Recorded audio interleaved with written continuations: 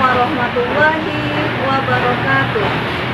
Perkenalkan, saya Sastrawati SPDI, mahasiswa PPG dalam jabatan tahun 2022 Universitas Islam Negeri Imam Bonjol Padang.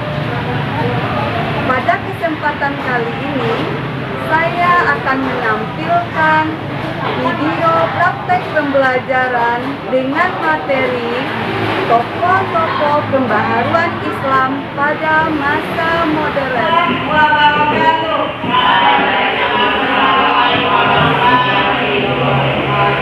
Oke, selamat pagi Anda semua. Gimana kabarnya pagi ini? Alhamdulillah. Oke Anda, sebelum mulai pembelajaran, semua tempat duduknya dirapikan, yang pakai sweater dibuka, yang tidak berhubungan dengan mata pelajaran kita silakan disimpan dulu.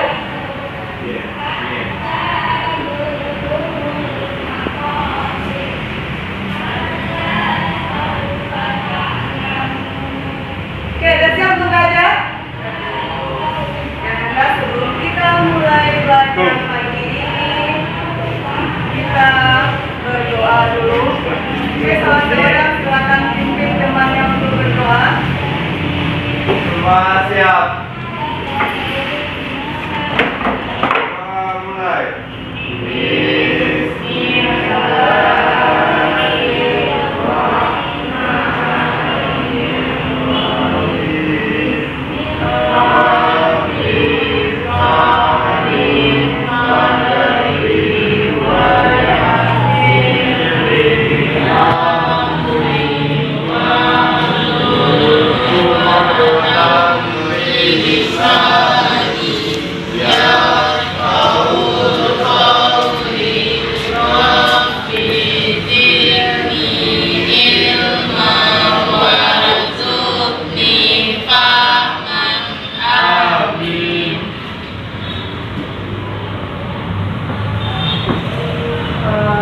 Sebelumnya kita baca dulu Al-Quran ya, untuk melapangkan hati kita untuk menerima pembelajaran pada pagi hari ini.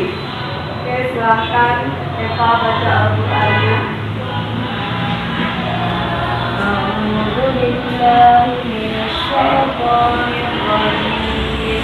Bismillahirrahmanirrahim.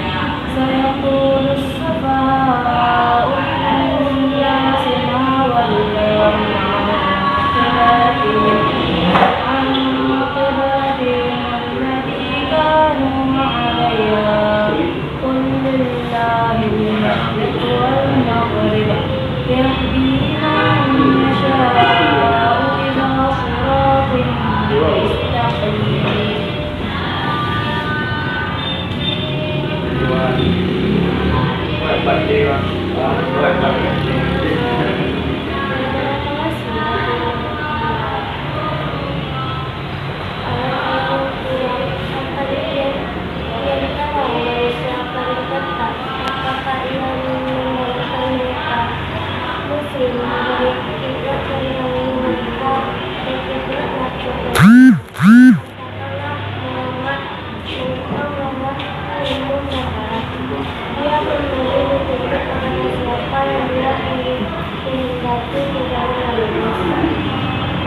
Dan Anda, dengan tadi pembacaan ayat suci Al-Quran, diharapkan ya kita sudah mendengarkan alunan yang ayat suci Al-Quran dengan indah. Mudah-mudahan terbuka mata hati Anda sehingga pagi ini Ananda dapat menerima pembelajaran yang disampaikan oleh guru Ananda nanti sampai siang itu dengan dapat diterima ya dengan baik, sehingga nanti ketika pulang dari sekolah Ananda membawa bekal ke rumah ya, membawa ilmu untuk masa depan Ananda nanti. Oke, Ananda, sekarang Ibu ingin mengecek kehadirannya. Adi, Oke. Andika, Bayu, Intan Kamil, Lesteria, Nabila, Nadia. Sebelum kita lanjutkan materi kita hari ini, apa materi yang sudah kita bahas minggu kemarin? Iya, pembaharuan Islam pada masa modern. Oke, siapa yang bisa untuk menjelaskan tentang materi kita yang kemarin itu? Oke, Sri. Ya, hari ini masyarakat Muslim pada masa modern, tema dalam segala bidang pertama budaya pengetahuan umat Islam dalam menjajah masa Eropa. Oke, bagus ya, Sri. Oke, siapa lagi? Oke, Nadia. Faktor-faktor yang mempengaruhi kebangkitan umat Islam yaitu pemurnian ajaran Islam dan unsur-unsur asing yang dipandang sebagai penyebab kemunduran Islam dan penyebab gagasan-gagasan pembaruan dan ilmu pengetahuan dari Barat.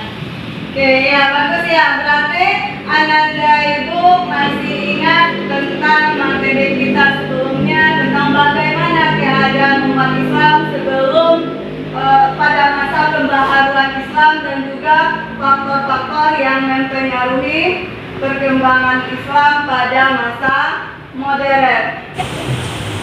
Ananda, hari ini kita membahas tentang pembaharuan Islam pada masa modern. Di mana indikator yang akan kita bahas yang pertama itu adalah menelaah tokoh-tokoh pembaharuan Islam pada masa modern dan juga menelaah tentang perkembangan Islam pada masa modern di Indonesia. Adapun tujuan kita membahas tentang perkembangan Islam pada masa modern ini itu adalah melalui pendekatan saintifik dengan kita memakai model discovery learning. Ya, metode yang kita gunakan nanti adalah diskusi dan juga tanya jawab. Diharapkan nanti Ananda dapat menelaah perkembangan tokoh-tokoh pembaharuan Islam pada masa modern. Yang kedua, mendeskripsikan tentang pembaharuan atau tokoh-tokoh perkembangan Islam di Indonesia dengan cara kita bekerja sama, kreatif, inovatif, sehingga Ananda nanti dapat untuk memahami tentang tokoh-tokoh pembaharuan Islam pada masa modern tersebut. Nah, ada sistem penilaian nanti yang akan Ibu ambil. Yang pertama adalah dari hasil diskusi nanti, di mana setiap pemaparan diskusi, acara Nanda berdiskusi itu akan ada poin tersendiri dan juga keaktifan. Video berikut ini sebagai motivasi untuk Ananda. Ada apa dengan Budi? Mat selama. Ada apa dengan Mat? Anu lagi meningkat kejayaan penyembuh kendaraan. Sedang yang lain hanya berharap kamu berbuat apa? Di manakah kau berada? Jadilah seperti seekor singa. Kuasai tanahmu, kuasai dirimu. Setiap insan punya potensi di dalamnya. Setiap insan punya sinyal yang masih lagi tidur dalam diri. Ayo bangkit. Ayo kejutkan sinyalmu. Jadikan ia senjata untuk membantumu. Percaya pada dirimu. keluarkan singa yang adil. Kau juga Tuhan telah memilihmu untuk hidup. Jadi hidup dengan mengerti. Jangan jadi singa yang gila. Bangun dan mengawallah sekuatmu. Kau buktikan pada semua yang kau bukan yang biasa. Jadi luar biasa. Jilatkan sini dengan dirimu. Keluar. Kejar impian. Berlari sebatas angin. Dan jangan boleh menyerah. Kegagalan itu sumber kekuatan, bukan kekalahan. Jangan gentar menghadap musuh. Jangan gentar menghadap angin. Musuh terbesar adalah dirimu sendiri. Tundukkan dirimu, dan kau akan terima kejayaan. Ananda, itu tadi video yang sudah Ananda saksikan, video motivasi. Nah, sekarang siapa Ananda itu yang bisa untuk memberikan argumentasinya tentang video yang sudah ditampilkan tadi? Kami ingin tercapai, maka keluarkanlah potensi yang ada dalam diri kita. Harus bangkit dan membuktikan kepada orang bahwa kita untuk mencapai. Oke, ya, bagus. Dan siapa lagi? Oke, kan? Kegagalan adalah sumber kekuatan, maka kita harus bangkit dari setiap keterpurukan atau kegagalan yang dialami. Jangan putus asa, karena tidak ada yang mudah dalam hidup. Kita harus mengeluarkan semua potensi yang kita miliki jika ingin sukses. Oke, bagus ya. Oke, plus untuk semua. Oke. Ya, Ananda, berarti dari video yang sudah Ananda saksikan tadi ya, bahwa di sana bagaimana memotivasi diri kita untuk bangkit. Ya, jangan pernah putus asa, ya, patah semangat, karena dari kegagalan itu, ya, dari sanalah kita berusaha untuk bangkit. Keluarkan terus potensi yang ada dalam diri Ananda, ya, karena setiap orang itu memiliki potensi yang berbeda-beda. Nah, makanya kalau ada kita mendapatkan permasalahan, ya, atau terkendala dengan sesuatu hal, jangan menyerah. Terus semangat, gali diri kita, terus belajar sehingga apa yang kita cita-citakan, apa yang Ananda inginkan itu tercapai.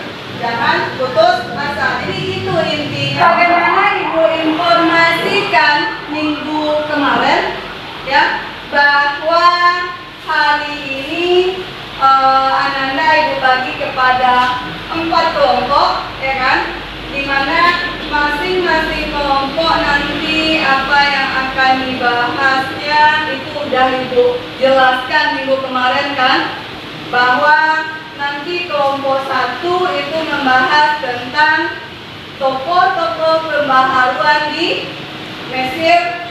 Kelompok 2 itu membahas tokoh-tokoh pembaharuan dari Turki. Kelompok 3 nanti membahas tentang tokoh-tokoh pembaharuan dari India.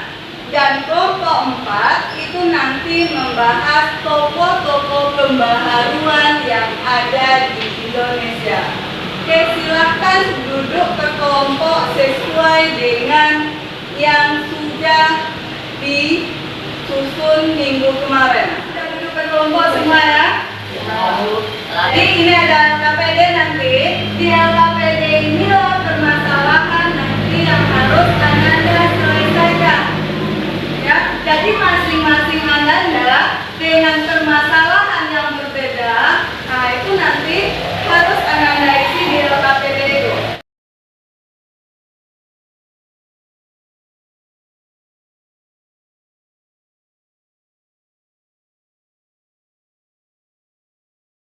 Silakan kelompok 1 mempresentasikan hasil diskusinya kepada kelompok 1. Silakan. Assalamualaikum warahmatullahi wabarakatuh. Saya perwakilan dari kelompok 10 akan mendatangkan kesaksian ini. Wifaat Baidawira At-Tantawi. Nama lengkapnya adalah Wifaat Baidawira At-Tantawi. At-Tantawi lahir dari keluarga bangsawan dan dibiasakan dalam tradisi keagamaan Hinduan. Saat umur 16 tahun, At-Tantawi telah menyelesaikan belajarnya di Universitas Al-Azhar, Kairo. Setelah itu ia melanjutkan pendidikannya masternya di Riyadh Al-Mesir. Pokok-pokok pemikiran At-Tantawi adalah: 1. Bidang pendidikan meliputi 2 hal, yaitu pendidikan harus universal dan emansipasi wanita. 2. Bidang ekonomi, yaitu orang Mesir dahulu terkenal kaya lantaran tergantung pada tanah tersebut. Perbaikan di bidang pertanian, yaitu dengan menanam pohon kapas, anggur, zaitun. 3. Bidang kesejahteraan. At-Tantawi berpandangan bahwa kesejahteraan masyarakat atau negara dapat dicapai dengan 2 jalan, yaitu memegang teguh pada ajaran agama Islam dan berbudi pekerti yang baik sehingga mampu melahirkan generasi yang memajukan perekonomian. 4. Bidang pemerintahan. Pemerintahan ideal adalah masa Rasulullah dan para sahabatnya. 5. Tentang cinta tanah air atau patriotisme. At-Tantawi berpandangan bahwa tanah air adalah tanah tumpah darah seseorang, bukan seluruh dunia Islam. 6. Tentang istihad. Istihad masih terbuka bagi umat Islam. 7. Sains modern. Antara sains dan pemikiran nasional tidak bertentangan dengan syariat Islam. Sekian dari saya. Pemaparan dari kelompok 1 tentang tokoh-tokoh pembaharuan yang ada di Mesir. Kanada, ada pertanyaan? Silakan. Pemikiran dan maklumin tadi bahwa antara laki-laki dan perempuan memiliki kedudukan yang sama. Yang saya tanya, baik kedudukan dalam hal apa saja antara laki-laki dan perempuan? Silakan dijawab.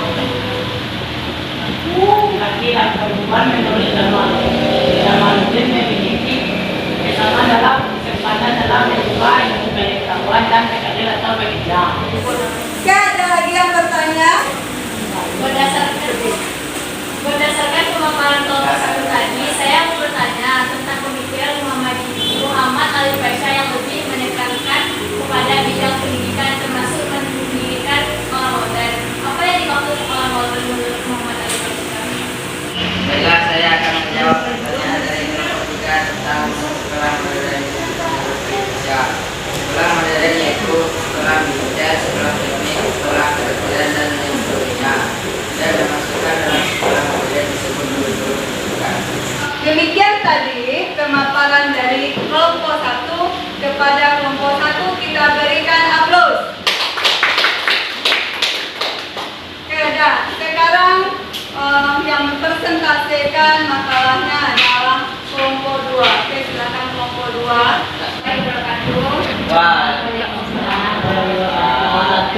Saya perwakilan dari kelompok 2 akan mempresentasikan tentang Sultan Mahmud II.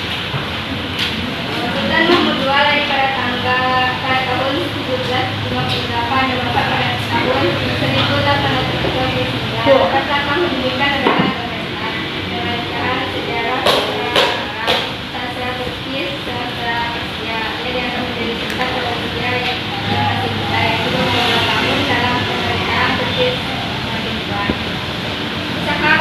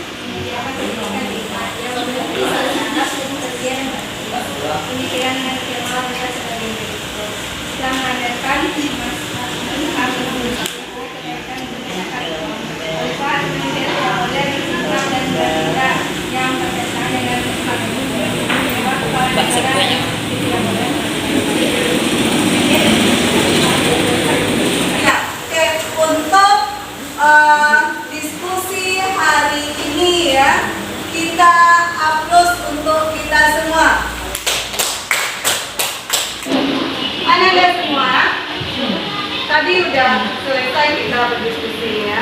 Sekarang Anda perhatikan ke depan ya, poin yang udah Ibu bikin, bahwa tokoh-tokoh pembaharuan pada masa modern itu yang pertama itu dari Mesir, di mana ada beberapa tokoh dari Mesir itu, yaitu Muhammad Ali Pasha, terus Kifah Baidawi At-Takawi, terus Jamaluddin Al-Afghani, Muhammad Abdul, dan Rashid Rida, di mana tokoh-tokoh dari Mesir ini itu umumnya mereka menjelaskan ya persamaan dari pemikiran ya, dari ide pemikiran mereka adalah bahwa mereka lebih fokus kepada bidang pendidikan ya, di bidang pendidikan, di mana Muhammad Ali Pasha itu dia lebih mengarahkan kepada pendidikan yang mana pendidikan itu pendidikan modern ya, dengan memasukkan kurikulum umum, itu yang lebih dia fokuskan. Sedangkan At-Takawi dan Jamaluddin itu banyaknya adalah bagaimana ya, termasuk Rashid Rida juga ya, bagaimana mereka itu mempersatukan umat Islam. Ya, jadi pemikiran mereka yang sama itu adalah mempersatukan umat Islam dalam satu wadah. Makanya Jamaluddin Al-Afghani itu digelari dengan bapaknya Pan-Islamisme. Apa itu Pan-Islamisme? Pemersatu umat ya. Kalau di Turki itu ada Sultan Mahmud II, ada Mehmet Cemal. Dan dari India itu adalah Said Ahmad Khan dan juga Muhammad Iqbal. Mana keduanya itu fokus kepada kesenian, termasuk Muhammad Iqbal itu adalah salah satu sastrawan pada masa pembaharuan Islam, di mana karya dia yang terkenal adalah Al-Wiqt. Jadi sebuah puisi ya, puisi yang bertemakan tentang Islam. Nah, jadi itu. Nah, bagaimana di negara kita Indonesia? Nah, pembaharuan di Indonesia juga terjadi. Buktinya dengan adanya perlawanan dari tokoh-tokoh Islam di Indonesia. Para ulama itu mereka mengadakan perlawanan terhadap penjajahan yang waktu itu dijajah oleh Belanda ya. Jadi para ulama itu mengadakan perlawanan, contohnya adalah Perang Padri di Minangkabau ya. Terus ada lagi Perang Diponegoro di Jawa. Ada lagi Perang Aceh. Jadi mereka melakukan perlawanan. Nah, terus sesuai dengan perkembangan juga, para ulama itu juga mengadakan atau membuat organisasi Islam ya, untuk menampung pemikiran-pemikiran dari masyarakat Islam. Contohnya apa? Muhammadiyah, ya kan? Muhammadiyah yang didirikan oleh Kiai Haji Ahmad Dahlan. Terus ada lagi NU Nahdlatul Ulama yang dipimpin oleh Kiai Haji Hashim Asy'ari. Terus ada lagi ISMI, Ikatan Cendekiawan Muslim Indonesia. ISMI ini didirikan oleh Profesor Dr. Ing B.J. Habibie ya, presiden kita. Nah, itu sedikit tentang tokoh-tokoh pembaharuan Islam baik itu di dunia maupun di negara kita. Oke, ada pertanyaan? Ya, oke, paham ya Nanda? Ya, oke. Nah, berarti kalau Nanda sudah paham, dan itu yang bisa untuk menyimpulkan akan materi kita hari ini. Oke, siapa? Oke, Nat. Sama tokoh pembaruan Islam, satu dari Mesir Muhammad Al-Fatih, dua Al-Baidawi, Rahmatan Al-Kawi, Jamaluddin Al-Kawi, Bapak Penyusahkan Bangsa atau Bani Islam Muslim, Muhammad Abdul Rashid II dari Turki, Sultan Mahmud II, Nanik Kemal III dari India, Syed Ahmad Khan dan Muhammad Iqbal. Oke. Siapa lagi yang bisa untuk menyimpulkan materi kita hari ini? Di Indonesia merah yang dimotori para ulama merah dengan adalah materi di Minangkabau merah di Penanggoro di Jawa merah Aceh serta kemunculannya organisasi Islam seperti Muhammadiyah dan Ismi. Ya. Oke. Ya, jadi bagus ya, semua udah bisa untuk menyimpulkan, berarti Anda udah paham apa yang dapat kita ambil ya pelajaran dari tokoh-tokoh ini. Apa nilai-nilai yang dapat ambil dari tokoh-tokoh ini, Nah? Ya, dapat kita ambil nilainya adalah dari kegigihan mereka untuk mengembangkan Islam. Terus apa lagi? Semangat mereka, ya kan? Semangat mereka untuk terus menuntut ilmu pengetahuan yang itu juga harus kita lakukan untuk terus belajar. Ya, jadi semangat terus belajar. Nah, itu yang dapat dicontohkan oleh para tokoh-tokoh ini. Terus apa lagi? Kerjasama. Karena kalau kita tidak kerjasama, nggak mungkin kan? Nah, jadi bagaimana bekerja sama sehingga umat Islam itu bisa melepaskan diri dari keterpurukan. Kan kita tahu Indonesia dulunya lemah kan? Jadi karena semangat mereka, kegigihan mereka, kreativitas mereka, semangat untuk menuntut ilmu mereka dan kerjasama mereka, sehingga Islam mulai lagi berkembang. Nah, jadi itu yang perlu kita contoh, ya. Jadi itu yang perlu kita contoh dari para tokoh-tokoh ini supaya kita termotivasi lah. Ya, termotivasi untuk lebih baik lagi. Jadi kalau tidak ada pertanyaan, minggu depan ya, materi kita minggu depan itu adalah materi terakhir tentang perkembangan Islam pada masa modern dan juga adalah pertemuan kita yang terakhir karena minggu selanjutnya itu materi kita sudah selesai, di mana minggu depan kita membahas tentang peradaban Islam pada masa modern dan juga hikmah dan manfaat yang dapat kita ambil dari kita belajar tentang pembaharuan Islam pada masa modern ini. Oke, Nanda, kita akhiri pembelajaran kita hari ini dengan mengucapkan hamdalah.